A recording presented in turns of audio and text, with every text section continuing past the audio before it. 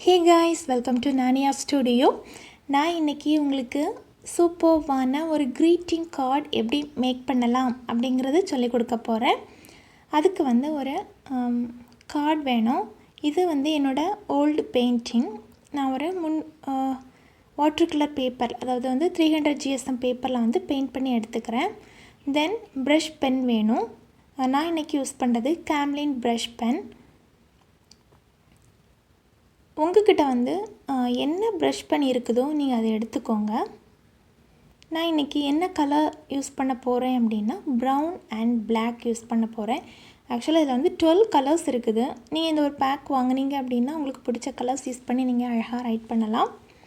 Okay, நீங்கள் வந்து brush pen colours choose பண்ணும்போது உங்களுடைய பேக்ரவுண்ட் பெயிண்டிங் எப்படி இருக்குது அதுக்கேற்ற மாதிரி நீங்கள் சூஸ் பண்ணிக்கோங்க. நான் வந்து கலர்ஃபுல்லான ஃப்ளாஸ் பெயிண்டிங் எடுத்துருக்கிறதுனால டார்க்கான brown and black brush pens எடுத்துருக்கிறேன். ஓகே, ஃபஸ்ட்டு நாம் வந்து இது ரைட் பண்ணுறதுக்கு முன்னாடி கொஞ்சம் ப்ராக்டிஸ்லாம் பண்ண வேண்டியிருக்குது. நம்மளோட சேனலில் நான் நிறைய லெட்டரிங் வீடியோஸ் வந்து போட்டிருக்கிறேன். நீங்கள் இன்னும் பார்க்கல அப்படின்னா நீங்கள் பாருங்கள், ப்ராக்டிஸ் பண்ணுங்கள். அதாவது ஹேண்ட் ரைட்டிங் வந்து அழகாக மாறணும் அப்படின்னா ப்ராக்டிஸ் தான் இம்பார்ட்டன்ட். ஸோ நீங்கள் டெய்லி வந்து ப்ராக்டிஸ் பண்ணணும். கிட்ஸ் இல்லை ஸ்டூடெண்ட்லாம் இருக்கீங்க அப்படின்னா டெய்லி ஒரு 5 minutes நீங்கள் ஸ்பெண்ட் பண்ணால் போதும். நான் உங்களுக்கு இதில் சிம்பிளான கொஞ்சம் ப்ராக்டிஸ் சொல்லி கொடுக்க போகிறேன். இந்த ப்ரஷ் பென்னோட டிப் வந்து பார்க்குறதுக்கு ப்ரஷ் மாதிரி இருக்கும். இந்த ப்ரஷ்ஷை வந்து நம்ம எடுத்தோடனே எழுதிட முடியாது. இந்த மாதிரி சின்ன சின்ன ப்ராக்டிஸ் நீங்கள் பண்ணினீங்க அப்படின்னா எழுதுறதுக்கு ஈஸியாக இருக்கும். அந்த லெட்டர்ஸ் வந்து நீட்டாக இருக்கும் நமக்கு.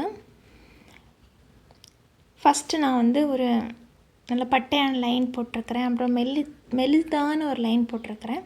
இப்போ வந்து கர்வ் போட்டுட்ருக்கிறேன். நீங்கள் அதை பார்த்தீங்க அப்படின்னா தெரியும். மேலேருந்து கீழே வரும்போது திக்கான லைன் எழுதணும். அதுக்கப்புறமா கீழேருந்து மேலே போகும்போது அந்த லைன் வந்து தின்னாக லைட்டாக இருக்கணும். இந்த ப்ராக்டிஸ் நீங்கள் எவ்ரிடே பண்ணிங்க அப்படின்னா உங்களுக்கு ஈஸியாக இருக்கும். நான் வந்து மேலே லிங்க் கொடுக்குறேன், நீங்கள் வேணால் அதை பார்த்துக்கோங்க. நிறைய ப்ராக்டிஸ் பண்ணுங்கள், உங்களோட ஹேண்ட் ரைட்டிங்கை அழகாக்குங்க. ஓகே, இப்போ வந்து நம்ம ரைட் பண்ண ஸ்டார்ட் பண்ணிடலாம். நான் இப்போ வந்து என்ன பண்ண போகிறேன் அப்படின்னா சென்டர்லேருந்து ஆரம்பிக்கிறேன். சும்மா உங்களுக்கு என்ன ஒரு லெட்டர் இல்லை வேர்ட் வந்து ஞாபகத்தில் வருதோ அது நீங்கள் எழுதிக்கோங்க. இப்போ எனக்கு ஹாப்பி அப்படின்னு தோணுது, ஸோ நான் எழுத போகிறேன். அதை நான் இப்போ வந்து ஹெச் எழுதுகிறேன். நான் இந்த மாதிரி எனக்கு பிடிச்ச ஸ்டைல் எழுதுகிறேன். நீங்கள் வந்து ப்ராக்டிஸ் பண்ணிங்க அப்படின்னா உங்களுக்கே வந்து நிறைய ஸ்டைல் அண்ட் மெத்தட்ஸ் வந்து உங்களுக்கு தானாகவே வரும். நீங்கள் அதை யூஸ் பண்ணி எழுதிக்கலாம். அப்புறம் ஏ எழுதிக்கிறேன். தென் பி. நீங்கள் எப்போவுமே எழுதும்போது கொஞ்சம் பொறுமையாக நீட்டாக மெதுவாக எழுதுங்க. அதுக்கப்புறமா போக போக நம்ம வந்து ஸ்பீடாக எழுதிக்கலாம். இதை பேரண்ட்ஸ் யாராவது பார்த்தீங்க அப்படின்னா உங்கள் கிட்ஸுக்கு நீங்கள் ப்ராக்டிஸ் கொடுக்குறதுக்கு வந்து ஃபஸ்ட்டு ஒரு ரஃப் நோட்டில் நிறைய ப்ராக்டிஸ் கொடுங்க. அதுக்கப்புறமா இந்த மாதிரி கார்ட்ஸில் வந்து நீங்கள் எழுத வைக்கலாம்.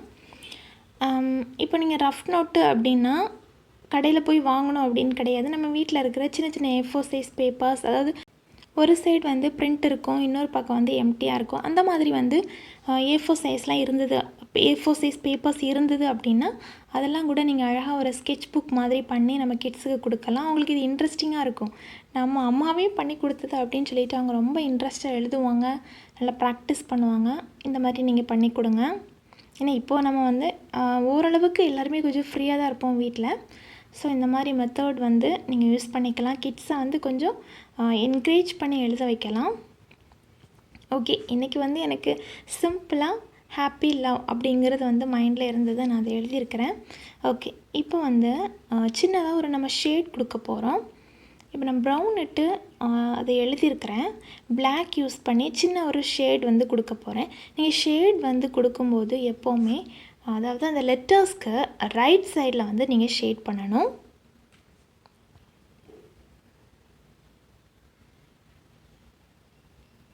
நான் கொடுக்குற மாதிரி நீங்கள் ஒரு லைட்டான லைன் போட்டாலும் ஓகே. உங்களுக்கு வீடியோவில் எப்படி தெரியுதுன்னு எனக்கு தெரியல, அதாவது டிஃப்ரென்ஸ் தெரியுதான்னு தெரியல எனக்கு. நான் ரெண்டுமே வந்து டார்க்கான கலர்ஸ். இப்போ நீங்கள் வந்து ஒரு லைட்டான கலர் அண்ட் டார்க்கான கலர்ஸ் கூட யூஸ் பண்ணிக்கலாம். கலர்ஃபுல்லாக நீங்கள் யூஸ் பண்ணால் கூட அழகாக தான் இருக்கும். நான் உங்களுக்கு இன்னொரு வீடியோவில் வந்து ஒரு லைட்டான கலர் அண்ட் டார்க்கான கலர் யூஸ் பண்ணி உங்களுக்கு ரைட் பண்ணி காட்டுறேன். ஓகே, இவ்வளோதான், நம்ம ஃபினிஷ் பண்ணிட்டோம். இந்த வீடியோ வந்து உங்களுக்கு பிடிச்சிருக்குதான்னு நினச்சில்லுங்க. தேங்க்ஸ் ஃபார் வாட்சிங்.